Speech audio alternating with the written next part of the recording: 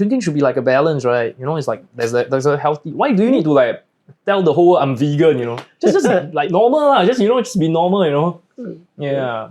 Oftentimes, I guess when you're suffering from like addiction, right, and then when you want to quit the addiction, then you be like polar opposite, like overcompensate. You know, yeah. That's what I felt. Yeah. How do you feel like when people are at the club? Do you think they are connecting with your music, or Correct? Like how do you, if people are not there for the music, they're there for socializing? 99%. Do you think you can reach them? Like you can, yeah. So, a lot of my pop music friends they are, because like when you are like producing like guitarist live music, right, or violinist, you have been training like 20 years your whole life, so you really want people to like, oh my god, this is what I'm doing, you appreciate me, But for clubbing world is a little bit different. We are supposedly like a supporting character for your night.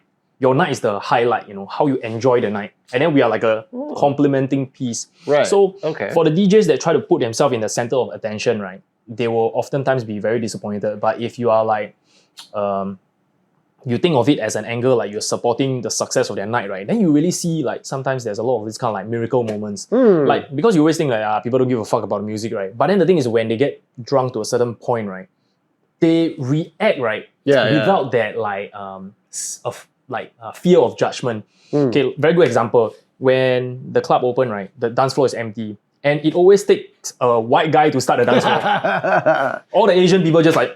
It took a white guy to stand at a standing sushi bar to kick it off, I gotta say. But yeah, all right. they don't care, it's like, I like to do it, I do it, that's it, I don't need your permission, I don't need anything, I just do it. Yeah, that's why I love it. Yeah, and then sometimes like, in the festive season, then it'll be like a group of Indian guys starting a dance floor. Yeah, but it's always not the Singaporean people. Singaporean is like too scared already. But then after a few drinks, they are more chill, right? Then they are just like enjoying the moment, right? And literally let the music take them on a journey. At that point of time, right, they don't really... Yeah, they're not worried so much about it. They're not thinking about it like... The preconceived notion is removed already. They're just feeling it. And then as you guide them through the journey, that's the skill of the DJ, how you can make them from don't give a fuck and don't like, and then to eventually like, to eventually having a good night, to coming back. That's like, yeah. And of course, a lot of help from the bartender, from the VIP staff, everything has to add up, Yeah. Yeah, it's like so many moving parts, which is why I'm thinking also restaurants should also have something like that, right?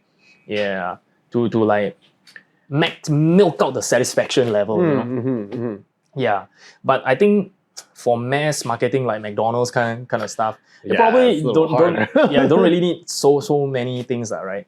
Yeah. And then when you started standing sushi and Tanuki raw, right? Why like? Because it's both Japanese concept, right? Yeah. But it's like both also serve sashimi. I think that's my.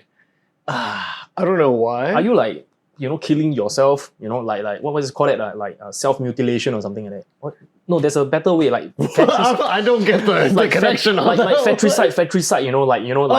You start a competing business with your own business. Cannibalization. Yeah. No. So okay. Specifically on opening Tanuki versus after saying sushi bar, that was a.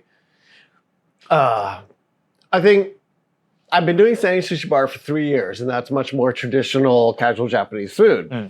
And I think at that point, 2012, you started hearing a lot more about the crazy ass things people were doing with food trucks and like just bizarre food. And the cocktail bars were rising, drinking was rising back then.